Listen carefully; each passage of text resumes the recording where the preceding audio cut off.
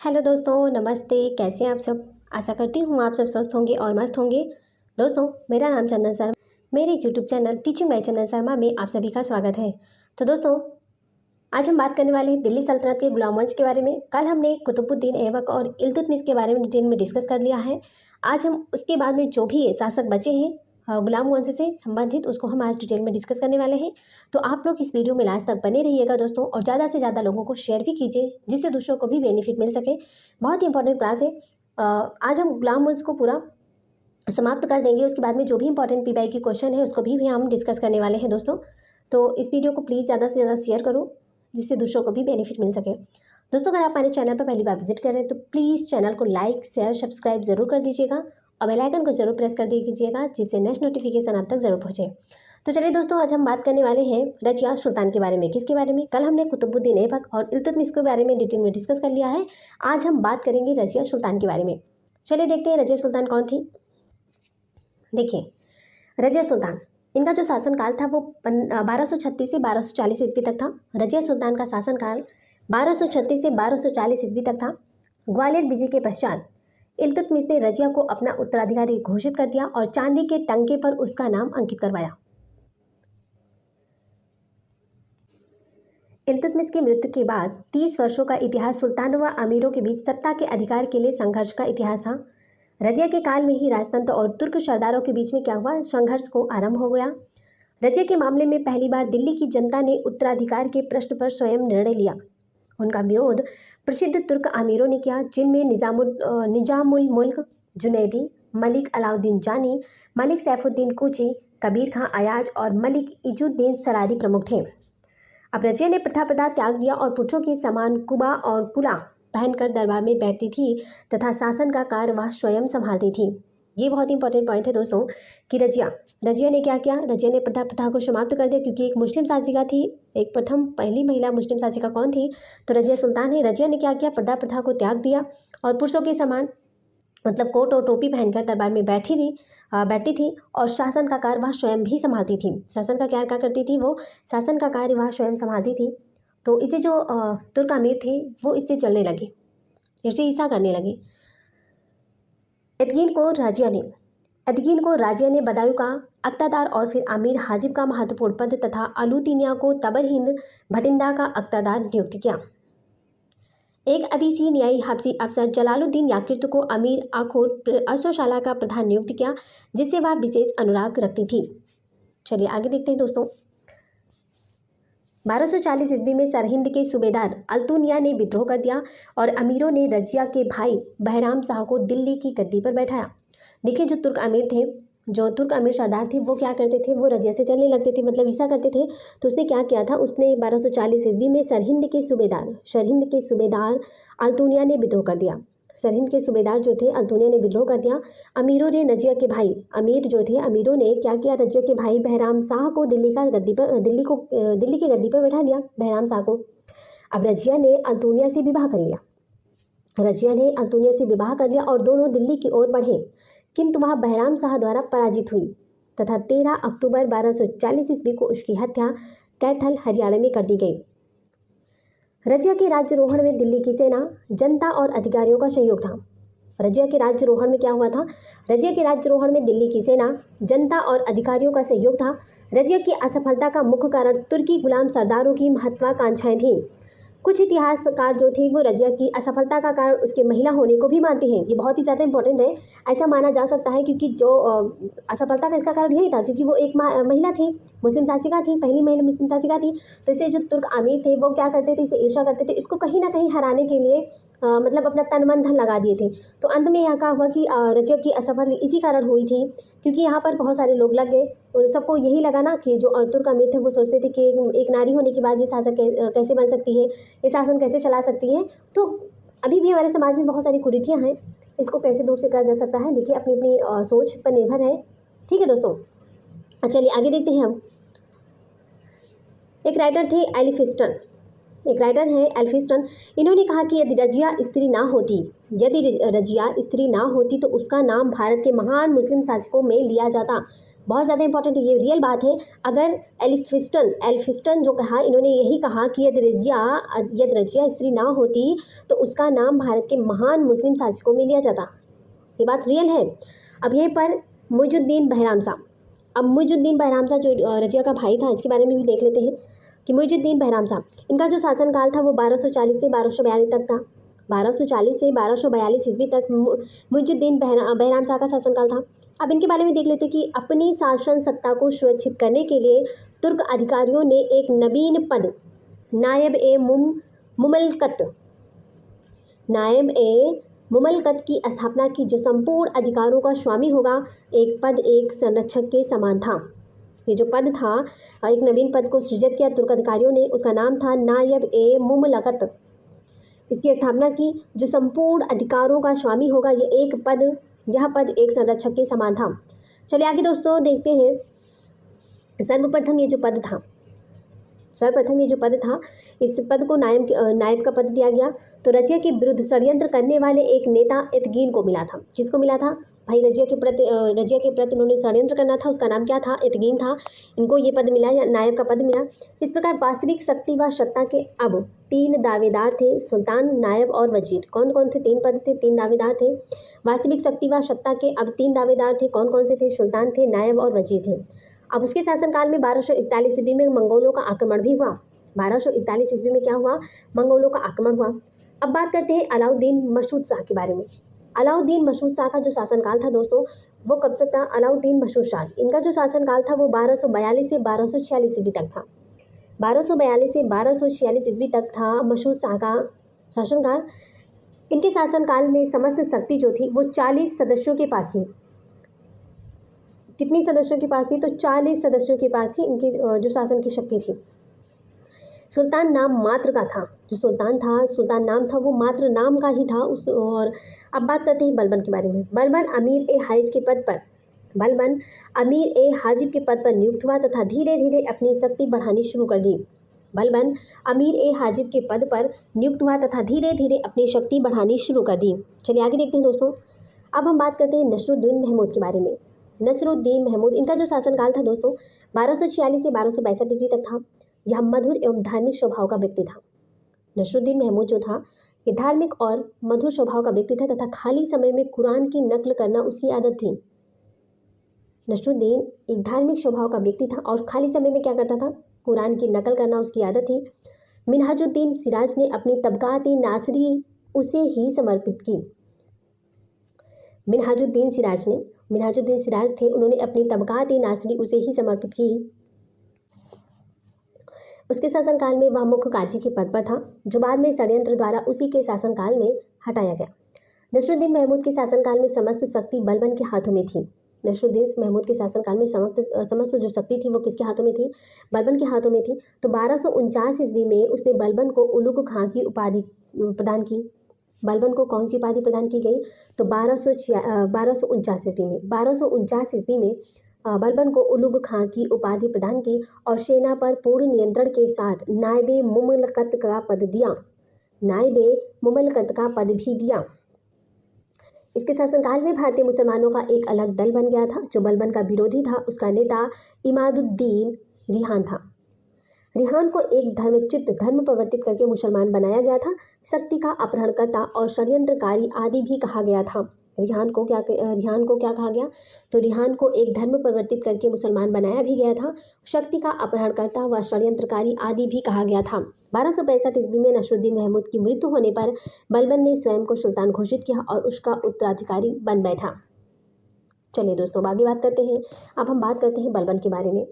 बलबन, इनका जो शासनकाल था 1265 से 1287 ईस्वी तक बलबन का शासनकाल था। ये इंपॉर्टेंट है बलबन, क्योंकि इन्होंने कुछ इंपॉर्टेंट कार्य भी किया। तो बलबन का जो शासनकाल था 1265 से 1287 ईस्वी तक था। चलिए देखते हैं। बलबन ने 20 वर्ष तक वजीर की हैसियत से 20 वर्ष तक सुल्तान के रूप में शासन किया। बलबन ने 20 वर्ष तक वजीर की हैसियत से तथा 20 वर्ष तक सुल्तान के रूप में शासन किया। बलबन का वास्तविक नाम क्या था? तो बलबन का वास्तविक नाम था बहाउद्दीन। क्या था? बहाउद्दीन था। यद्यपि वह इलबारी तुर्क था।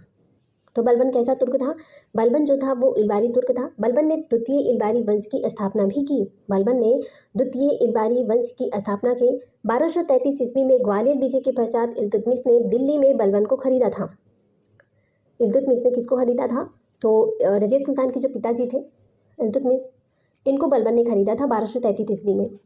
बलबन दिल्ली सल्तनत का एक ऐसा व्यक्ति था जो सुल्तान न होते हुए भी सुल्तान के छत्र का उपयोग करता था।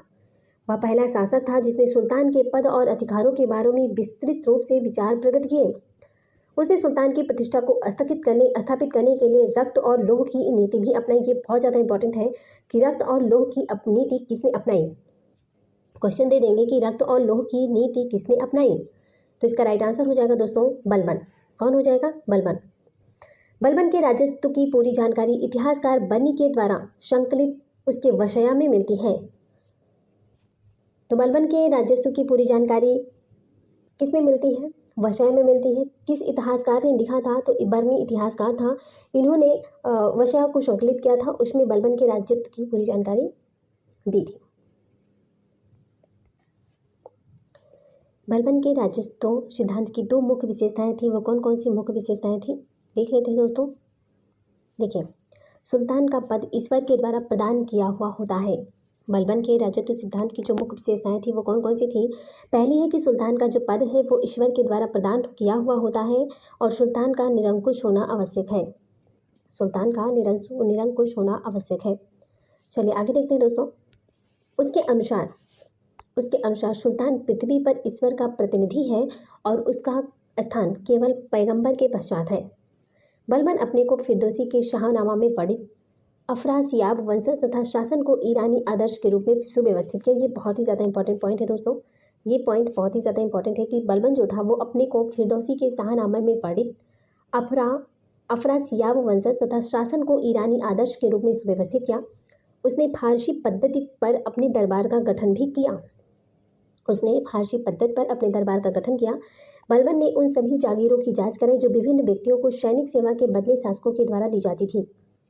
जागीरों से आय एकत्र करने का अधिकार सरकारी कर्मचारियों को दिया गया और जागीरदारों को नगद धन देने के लिए आदेश दिए गए, किंतु सैनिकों को वेतन के स्थान पर पहले की भांति भूमि प्राप्त होती गई। उसके समय वे वजीर के पद का महत्व घट गया और नायब जैसे कोई अधिकारी ना रहा, अर्थात नायब के पद को खत्म भी कर दिया गया। उसने ऐसे सैनिकों को जो सेवा के योग्य नहीं रह गए थे पेंशन देकर सेवा मुक्त कर दिया। बलबन ने चालीसा दल का दमन किया। बलबन क्या किया? इन्होंने चालीसा दल का दमन भी कर दिया। सर्वप्रथम बलबन ने ही सदैव तत्पर सेना रखने की शुरुआत की थी। ये इंपॉर्टेंट है कि बलबन ने सदैव तत्पर सेना रखने की शुरुआत किसने की? तो सदैव तत्पर सेना रखने की जो शुरुआत थी बलबन ने किया है। बलबन के शासन की सफलता का मुख्य श्रेय उसका गुप्तचर विभाग बरीद ए मुमालिक था।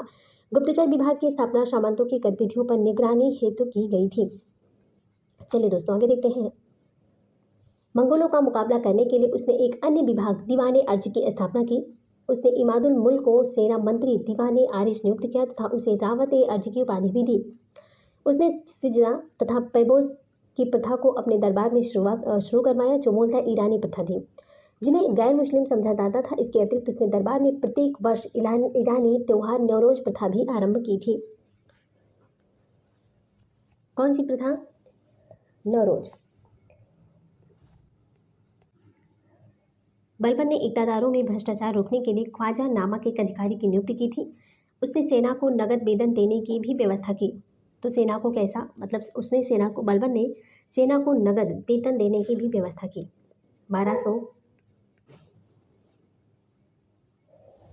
1279 ईस्वी में बंगाल के सूबेदार तुगरिल खान ने विद्रोह किया तथा यह प्रथम गुलाम सरदार का विद्रोह था। तुगरिल ने मगीसुद्दीन की उपाधि ग्रहण की और अपने नाम के सिक्के चलवाए तथा अपने नाम का खुतबा भी पढ़वाया। बलबन ने इस विद्रोह को दबाया तथा विद्रोह को मृत्युदंड भी दिया। भारत में अफगानियों का महत्व सर्वप्रथम नसरुद्दीन के समय में प्रकट हुआ था। उत्तर पश्चिमी सीमाओं पर मंगोलों के आक्रमण से बचने के लिए एक दुर्ग श्रृंखला का निर्माण कराया तथा अपने ज्येष्ठ पुत्र शाहजादा मोहम्मद को वहां का शासन सौंपा, किंतु मंगोलों के एक प्रबल आक्रमण का सामना करते हुए वह मारा गया। चलिए आगे देखते हैं दोस्तों। विख्यात कवि अमीर खुसरो जिसका उपनाम था तूतिए हिंद, तो विख्यात कवि थे अमीर खुसरो, उनका जो उपनाम था क्या था? तो हिंद था, भारत का तोता जिसे कहा जाता था। अमीर हसन ने अपना साहित्यिक जीवन शाहजादा मोहम्मद के समय शुरू किया था। उसने फारसी के महान कवि से शादी को भी आमंत्रित किया था, परंतु वह अपनी वृद्धावस्था के कारण नहीं आ सका था। बलबन की मृत्यु के बाद उसका पौत्र कैकुबाद उसका उत्तराधिकारी हुआ, जो एक अत्यंत विलासी एवं कामुक व्यक्ति था। परिणाम स्वरूप संपूर्ण प्रशासन अराजकता से ग्रस्त हो गया और राज दरबार अमीरों की उच्च आकांक्षाओं और संघर्षों में गिरफ्त हो गया। गुप्तचर विभाग की स्थापना सामंतों की गतिविधियों पर निगरानी हेतु की गई थी। मंगोलों का मुकाबला करने के लिए उसने एक सैन्य विभाग दीवाने अर्ज की स्थापना भी की। अमीरों के एक गुट का नेता आरिजे मुमालिक मलिक फिरोज जलालुद्दीन कैकुबाद की हत्या करके राजगद्दी पर स्वयं अधिकार कर लिया। इस प्रकार दिल्ली सल्तनत में गुलाम वंश का अंत हो गया। Doctor AB. हबीबुल्ला ने बलबन के शासनकाल को शुद्धता का युग भी कहते हुए उसके लिए कॉन्सिलाइडेशन शब्द का प्रयोग किया। प्रसिद्ध इतिहासकार के निजामी ने बलबन का उल्लेख एक अभिनेता के रूप में किया। तो बलबन के उत्तराधिकारी कौन थे? तो बलबन के उत्तराधिकारी जो थे कैकुबाद थे। इनका जो शासनकाल था 1287 से 1290 ईस्वी तक था। बलबन के उत्तराधिकारी कौन थे? कैकुबाद थे और इनका शासनकाल 1287 से 1290 ईस्वी तक था। बहुत ज़्यादा इंपॉर्टेंट है दोस्तों, आप लोग इसको देख लीजिएगा। चलिए आगे देखते हैं। तो दोस्तों यहाँ पर हमारा गुलाम वंश समाप्त होता है। गुलाम वंश यहाँ पर समाप्त होता है दोस्तों, ठीक है। अभी हम इसके बाद में खिलजी वंश के बारे में डिटेल में डिस्कस करेंगे। तो हमने गुलाम वंश को थ्योरी क्लासेस प्रोवाइड किया। अब हम जो भी इसके इंपॉर्टेंट क्वेश्चन है देख लेते हैं, फटाफट इसके इंपॉर्टेंट क्वेश्चन भी देख लेते हैं। गुलाम वंश को हमने डिस्कस किया, कुतुबुद्दीन ऐबक, इल्तुतमिश, रजिया सुल्तान, नसरुद्दीन, हराम शाह, जो बलबन, सबके बारे में हमने डिटेल में डिस्कस कर लिया।